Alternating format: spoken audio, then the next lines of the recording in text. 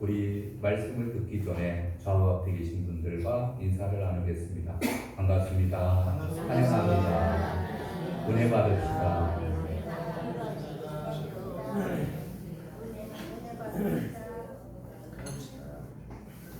오늘 이렇게 거룩한 주일날 예배에 참석하신 여러분들을 진심으로 환영하고 축복합니다. 하나님께서 하늘의 신령한 복과 땅의 기름진 복으로 여러분을 축복하여 주실 줄로 믿습니다. 여러분, 이제 성탄절이 다가오고 있습니다. 그래서 오늘은 절기로 따지면 대강절 첫째 주일로 우리가 지키고 있습니다. 대강절을 뭐라고 하느냐 하면은 대강 지킨다. 그래서 대강절이라고 여기는 분도 있습니다. 그러나 대라고 하는 것은 기다릴 때, 강림할 때 하는 강. 예수님께서 이제 강림하신 것을 기다린다라고 하는 의미가 있습니다. 여러분, 성탄절은 예수님께서 초림하신 것을 축하하는 그러한 절기입니다. 다시 오실 주님을 재림을 기다리는 그러한 절기가 대강절이라고 합니다. 여러분, 우리는 이제 12월 달 한 달 동안 주님의 다시 오신 것을 늘 기억을 하면서 초림하신 주님을 기다리면서 살아가야 될 줄로 믿습니다. 성탄은 하나님께서 인간이 되신 사건입니다. 요한복음 1장 1절에 보면은 태초에 하나님이 천지를 창조하시니라. 그것은 창세기 1장 1절이고 태초에 말씀이 계시니라. 이 말씀이 하나님과 함께 계셨으니 이 말씀은 하나님이시니라. 말씀이 육신이 되어 우리 가운데 거하시매 우리가 그의 영광을 보니 독생자의 영광이 은혜와 진리가 충만하더라 라고 말씀해 주고 있습니다. 여러분, 하나님께서 이제 말씀이 육신이 되었다 라고 하는 말씀처럼 육신을 입고 이 세상에 오셨습니다. 그래서 인류를 구원하시기 위해서 이 세상에 오신 사건, 이것이 거룩한 성탄이 되는 것입니다. 여러분, 주님께서 다시 오시지 않았다라고 하면은 이제 우리는 여전히 죄 가운데서 신음하며 살 수밖에 없었습니다. 그러나 예수님께서 오심으로 우리의 죄는 이제 깨끗하게 씻음을 받게 되었고 우리가 예수님을 믿음으로 말미암아 구원을 얻어 하나님의 나라에 들어간 게 된 줄로 믿습니다. 여러분, 이 최초의 그 메시아에 대한 예언은 창세기 3장 15절에 이렇게 나타나 있습니다. 창세기 3장 15절, 내가 너로 여자와 원수가 되게 하고 네 후손도 여자의 후손과 원수가 되게 하리니 여자의 후손은 네 머리를 상하게 할 것이요 너는 그의 발꿈치를 상하게 할 것이니라 라고 말씀해 주고 있습니다.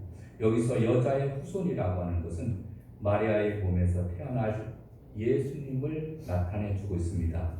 그 여자의 후손이 뱀의 머리를 상하게 한다라고 하는 것은 예수님의 십자가의 대속과 부활을 통해서 사탄이 치명상을 입게 될 것을 가르쳐주고 뱀이 여자의 후손의 발꿈치를 상하게 한다는 모습은 사탄이 예수님을 십자가에 넘기는 것을 의미해 주고 있습니다. 여러분, 이것을 우리는 뭐라고 하느냐면은 원시복음이라고 합니다. 여러분, 복음은 예수님께서 우리의 모든 죄를 지시고 십자가에 피 흘려 돌아가셔서 예수님을 믿음으로 구원을 얻는 것이 복음입니다. 근데 원시복음, 그러니까 창세기 때도 이미 성경에는 그 말씀이 기록되어 있다라고 하는 것이에요. 그리고 이제 예수님께서 오시고 신약 시대에 이제 그 말씀이 밝히 드러나게 되었던 것을 보게 됩니다. 여러분, 또 성경에 보면은 이사야서 7장 14절에 주께서 친히 징조를 너에게 주실 것이라. 보라, 처녀가 잉태하여 아들을 낳을 것이요 그의 이름은 임마누엘이라 하리라 라고 말씀해 주고 있습니다. 이것은 예수님 오시기 전에 700여 년 전에 이사야 선지자를 통해서 하신 말씀이에요. 여러분, 이렇게 하나님께서는 독생자 예수 그리스도를 아낌없이 이 땅에 보내주시겠다라고 하는 것을 창세기를 빌어서 말씀해 주시고, 또 이사야서에서도 말씀하시고, 그 외에도 곳곳에 이제 이러한 주님께서 출임하실 것을 말씀해 주셨습니다. 그리고서 이제 예수님께서 오셨습니다. 여러분, 이제 남아있는 것은 예수님의 재림에 대한 부분입니다. 초림에 대한 부분보다 재림에 대한 부분이 더 많이 기록되어 있습니다.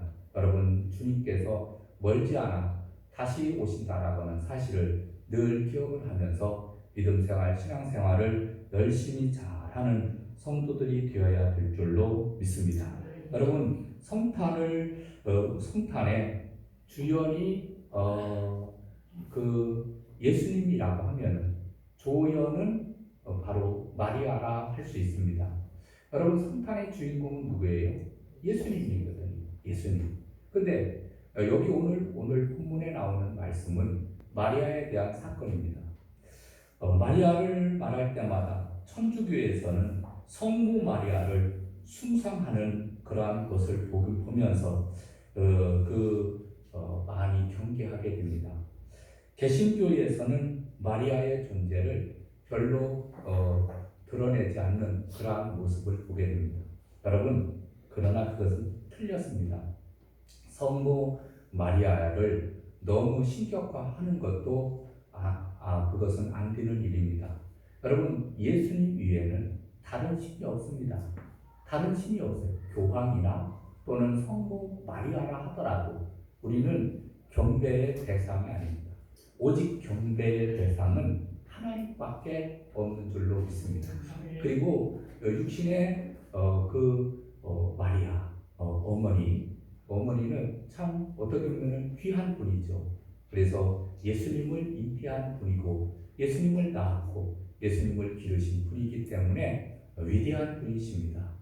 그러나 숭배의 대상은 아니다라고 하는 것을 우리에게 말씀해 주고 있습니다. 여러분, 마리아는 아기 예수님을 잉태하고 10개월 동안 품고 있었습니다. 이처럼 이보다도 영광스러운 일이 있을까요? 여러분, 마리아의 고백을 보게 되면 누가복음 1장 46절에 마리아가 이르되 내 영혼이 주를 찬양하며 그의 여종의 비천함을 돌보셨습니다. 보라, 이제 푸르는 만세 나를 복되다 하리로다 라고 말씀해 주고 있습니다. 여러분, 오늘 또 우리는 이 마리아에 대한 사건을 우리가 살펴보면서 참 복된 여인이었다 라고 하는 것을 우리는 기억해야 될 줄로 믿습니다. 첫 번째, 마리아는 하나님께 은혜를 입었습니다. 하나님께 은혜를 입었어요. 오늘 말씀에 등장하는 마리아는 우리가 흔히 말하는 동정녀 마리아로서 요셉과 약혼한 사이며 누가복음의 족보에 의하면 다윗의 혈통을 이어받은 사람입니다. 정경인 야고보서에 보면은 정경이 있고 가경이 있고 위경이 있습니다. 그런데 이들은 정경은 성경 66권을 정경이라고 합니다. 그래서 오류가 없이 기록되어 있는 하나님의 말씀을 의미해주고 있습니다.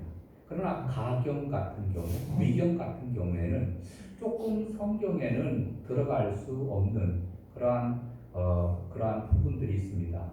그래서 전통이나 그러한 부분들이 조금 더 가미되었기 때문에 성경을 구분을 하는 데 있어서 그들은 그것은 빠졌다라고 하는 사실입니다. 그런데 이 가경 중에 야고보서라고 하는 것이 있습니다. 야고보의 복음서에 의하면은 마리아는 유다 지파에 속했으며 요아킴 안나의 딸로서 갈릴리 나사렛에서 태어났다라고 기록하고 있습니다. 세례 요한의 어머니 엘리사벳과는 친척 관계인 것으로 보아서 제사장과 다윗 왕가의 혈통을 타고 태어났던 것이 분명합니다. 그런데 이 마리아는 우리가 생각하기를 가난하고 아주 순박한 여인, 남루한 배 조각을 걸친 길가에서 흔히 볼 수 있는 평범한 여인의 모습으로 비춰집니다. 여러분, 어쨌든간 마리아는 은혜를 많이 입은 사람이었습니다. 성자 예수님을 잉태할 수 있는 특권을 받은 여인이었습니다. 이러한 은혜는 전에도 없었고 앞으로도 없을 것입니다. 천사 가브리엘이 마리아에게 잉태 소식을 전합니다. 27절 말씀을 보게 되면은 27절 다윗의 자손 요셉이라 하는 사람과 약혼한 처녀에게 이르니 그 처녀의 이름은 마리아라 라고 말씀합니다.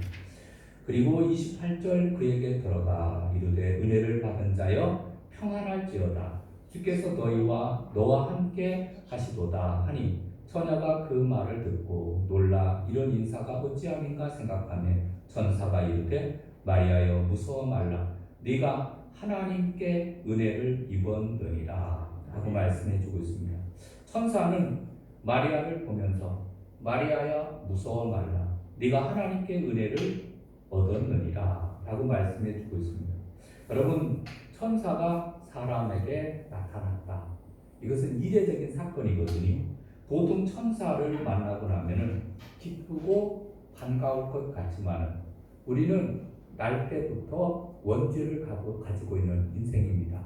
그래서 천사가 혹시 우리의 모든 죄를 알고 계신 것이 아닌가. 그러면은 알고 있다라고 하면은 나의 부족한 부분을 책망하실 텐데, 그리고 심판하실 텐데, 라고 하는 두려움이 가득 차 있습니다. 두려움을 가지고 있는 모습을 보게 됩니다.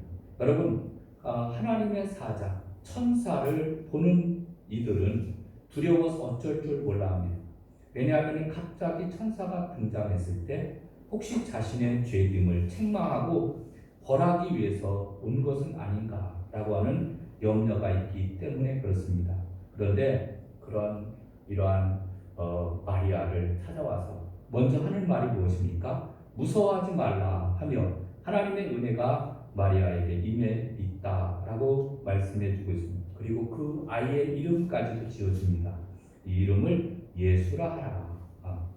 예수는 이름의 뜻이 뭐예요? 구원자라 하라. 이는 저가 자기 백성을 저희 죄에서 구원할 자이시니라 하니라 라고 말씀해 주고 있습니다. 여러분, 이제 이 아이는 하나님의 아들이라 일컬음을 받을 것이요 하나님의 아들을 그녀가 잉태할 것임을 나타내 주고 있습니다. 그런데 이 천사의 말을 듣고 이 마리아가 어떻게 반응합니까? 어떻게 반응하냐면은 그대로 받아들이게 됩니다. 31절 보라 처녀 네가 잉태하여 아들을 낳으니 그 이름을 예수라 하라. 그리고 그가 큰 자가 되고 지극히 높으신 이 아들이라 일컬어질 것이요 주여 하나님께서는 그 조상 다윗의 왕위를 그에게 주시리니 그 영원히 야곱의 집을 왕으로 다스리실 것이며 그 나라가 무궁하리라 라고 말씀해 주고 있습니다. 그러니까 마리아가 나는 남자를 알지 못하니 어찌 일이 있습니까? 천사가 대답을 합니다. 성령이 네게 임하시고 지극히 높으신 이의 능력이 너를 덮으시리니 이러므로 나실 바 거룩한 이는 하나님의 아들이라 일컬어지리라 라고 말씀해 주고 있습니다. 여러분, 하나님의 은혜가 임한 마리아의 모습을 보게 됩니다. 그래서 이제 장차 내 몸을 통해서 하나님의 아들이 잉태될 것이다 라고 말씀해 주고 있습니다. 그러니까 그 말씀대로 내게 이루어지리라 라고 하면서 그 말씀을 그대로 받아들이게 됩니다. 38절 마리아가 이르되 주의 여종이오니 말씀대로 내게 이루어지이다 하며 천사가 떠나가니라 라고 말씀해 주고 있습니다. 여러분, 이제 하나님의 은혜를 그대로 받아들이고 있는 이 마리아의 모습을 보게 됩니다. 은혜를 받은 자여 네가 하나님의 앞에 은혜를 입었느니라. 은혜는 어떤 자격이나 공로가 없이 주어지는 것입니다. 마리아가 무슨 자격이 있어서 이런 은혜를 받았습니까? 절대로 아닙니다. 하나님의 은혜입니다. 여러분, 마리아는 평범한 여인이었습니다. 그런데 어느 날 천사가 와서 네가 하나님 앞에 은혜를 입었고 이제 하나님의 아들을 네가 잉태하게 될 것이다 라고 말씀해 주고 있습니다. 그러니까 그 말씀을 그대로 그 말씀이 내게 이루어지이다 라고 받아들이게 됩니다. 여러분, 은혜를 받으면은 어떻게 변하게 되느냐 하면은 정말로 사람도 은혜를 받아야만 변화가 일어나게 되어 있습니다. 여러분, 능력이 많으면 인생에서 성공합니까? 노력을 많이 하면 인생에서 성공합니까? 공부를 많이 하면 인생에서 성공을 합니까? 여러분, 성공을 할 수도 있고 안 할 수도 있습니다. 사람들은 이제 성공을 못할 경우에 또 이렇게 말합니다. 운이 좋아야 성공을 하죠 라고 말씀해 주고 있습니다. 그러면 운이 좋다라고 하는 말을 신앙적인 관점에서 표현하면 하나님의 은혜가 있어야 된다는 말입니다. 사람이 노력하는 것은 기본이고 노력을 하는 것은 기본이에요. 여러분, 노력을 안 하면서 그냥 감나무 밑에서 감이 떨어지리라고 하고서 그 감나무를 쳐다보고 있으면 언제 떨어질는지 알 수가 없습니다. 여러분, 감나무 밑에서 감을 따려고 하면 흔들어 따듯이 그것을 꺾어서 따야 됩니다. 그렇게 감을 따야 되는데 노력을 해야 됩니다. 여러분, 노력을 하는 것은 기본이고 그리고 그 위에 하나님의 은혜가 더해져야 된다는 것을 우리에게 말씀해 주고 있습니다. 여러분, 이 세상에 일어나는 일들을 보게 되면 한숨을 자아내게 하는 일들이 너무나 많습니다. 이 세상이 왜 이 모양이지? 우리 집은 왜 이 모양이지? 내 삶은 이게 뭐야? 한탄하고 절망할 일들이 많이 있습니다. 이때 하나님의 마음을 품으십시오. 고통과 문제가 많은 우리의 가정과 교회, 이 사회 가운데 하나님께서 말씀으로 다스리시고 하나님의 복과 평화를 누리는 그 사회를 꿈꾸는 것입니다. 여러분, 사람은 할 수 없지만 하나님의 은혜가 임하면은 충분히 가능한 줄로 믿습니다. 사람들은 크게 두 종류의 사람으로 구분을 합니다. 첫 번째로는 자력으로 사는 사람, 두 번째로는 은혜로 사는 사람이 있습니다. 그렇다면 우리 그리스도인들은 무엇으로 삽니까? 은혜로 사는 사람이에요. 은혜로 구원받고 은혜로 승리하고 은혜로 우리가 성공하게 되는 줄로 믿습니다. 여러분, 평범한 인간을 위대하게 만드는 것은 하나님의 은혜가 있어야 됩니다. 평범과 비범의 차이는 은혜의 차이에 있습니다. 보통 사람은 탁월하게 만드는 것은 은혜입니다. 은혜를 받으면 인생이 새롭게 변화됩니다. 취했던 인생도 깨끗한 인생으로 바뀌어지게 됩니다. 미련한 인생도 지혜로운 인생으로 변화되게 됩니다. 사명이 없던 사람도 사명적인 인생으로 변화되게 되는 줄로 믿습니다. 여러분, 은혜가 사람을 만드는 겁니다.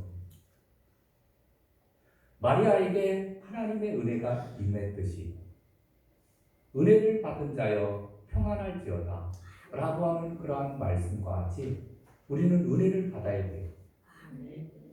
여러분, 모두가 다 하나님 앞에 쓰임받는 사람들을 한번 보십시오. 모두가 하나님의 은혜를 입은 사람입니다. 아브라함이 그렇고 요셉이 그렇고 다윗이 그렇고 다니엘이 그렇고 베드로가 그렇고 바울이 다 그렇습니다. 하나님의 은혜를 받고 귀하게 쓰임받을 수 있기를 바랍니다. 여러분, 은혜 받고 안 받고가 문제인 거예요.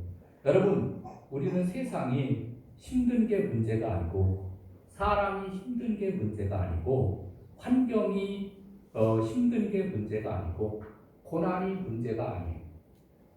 여러분 중요한 것은 그것은 다 누구에게나 다가오게 되는 것입니다.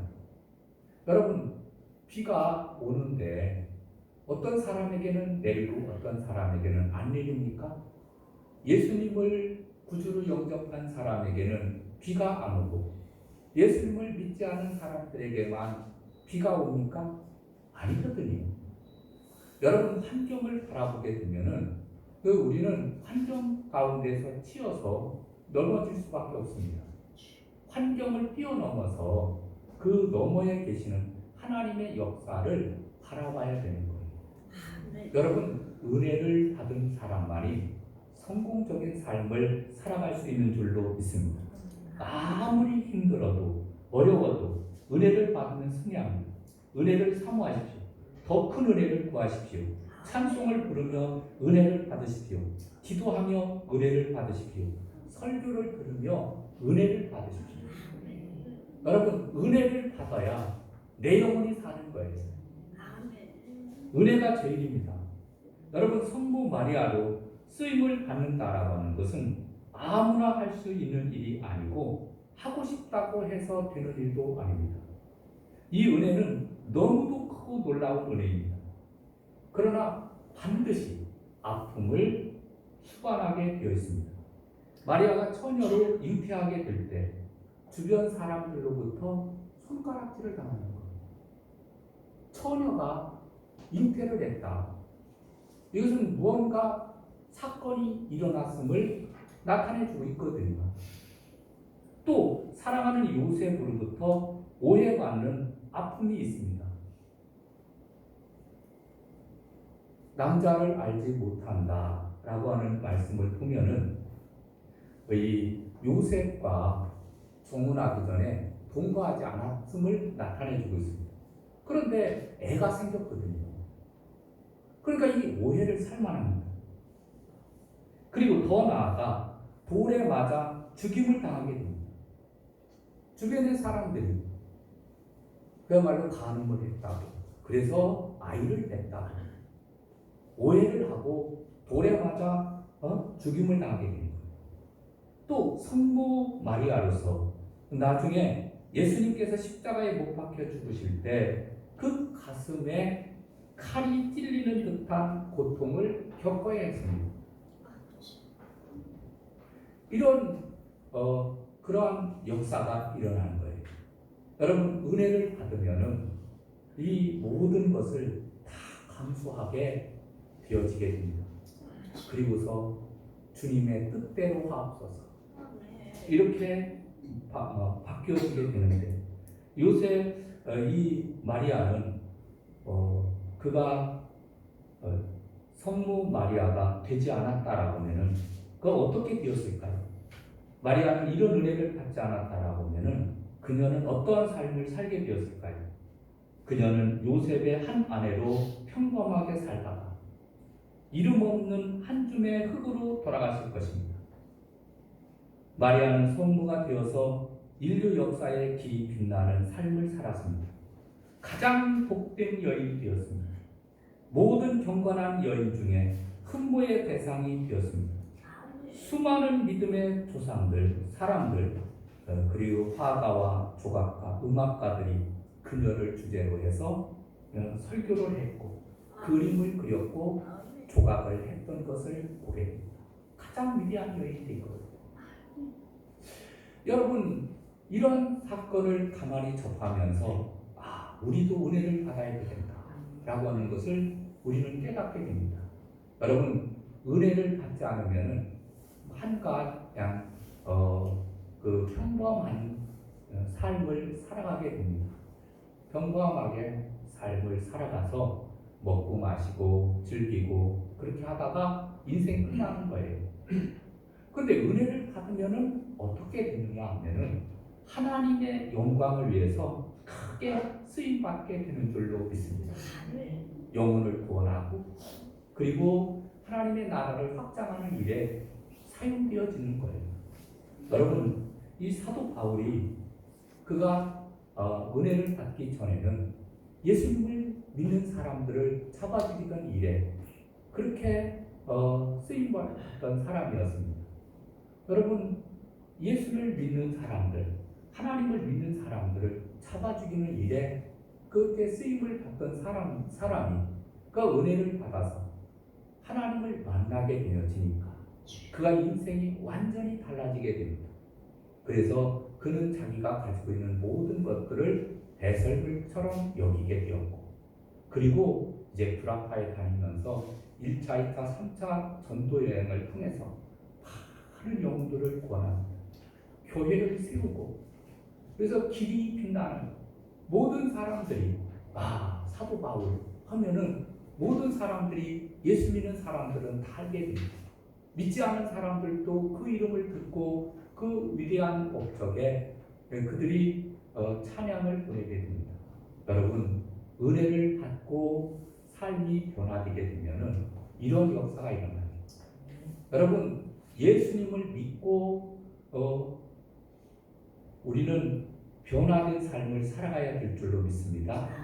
이 예수님을 믿기 전과 믿은 후는, 예수님을 믿기 전에는 AD의 삶, BC의 삶을 사는 것이라고 하면은 예수님을 믿은 후에는 AD의 삶을 사는 거예요. 믿기 전에는 우리는 before Christ, 예수님을 믿기 전, 우리는 죄 가운데서 헤매면서 살았다라고 하면은 예수님을 믿은 후에, 은혜를 받은 후에 삶은 우리는 하나님의 영광을 위한 삶이 되어지는 줄로 믿습니다. 여러분, 은혜를 받고 은혜를 안 받고의 차이는 이 엄청난 차이가 있다라고 하는 것을 우리는 늘 기억을 하시고, 여러분 더욱더 하나님의 은혜를 사모하며 주님의 말씀에 따라서 순종하며 살아가야 될 줄로 믿습니다. 예, 말씀을 맺습니다. 우리 찬송가 126장 찬송을 드리겠습니다.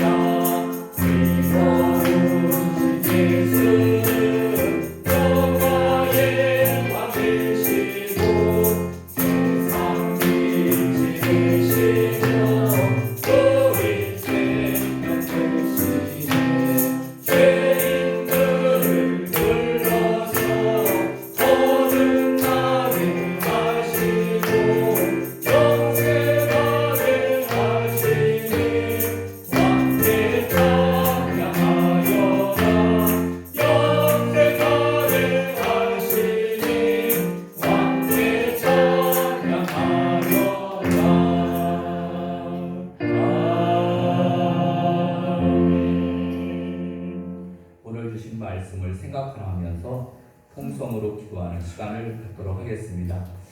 예수님의 어머니가 은혜를 받고 그의 몸에서 독생자 예수 그리스도께서 탄생을 하시게 됩니다.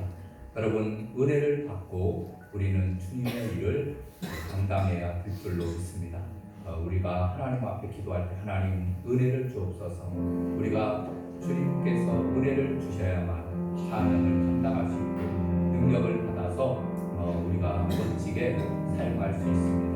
그러니까 더욱더 은혜를 우리에게 주시옵소서. 우리 다 같이 주여 한번 크게 외치고 통성으로 기도하시겠습니다. 주여,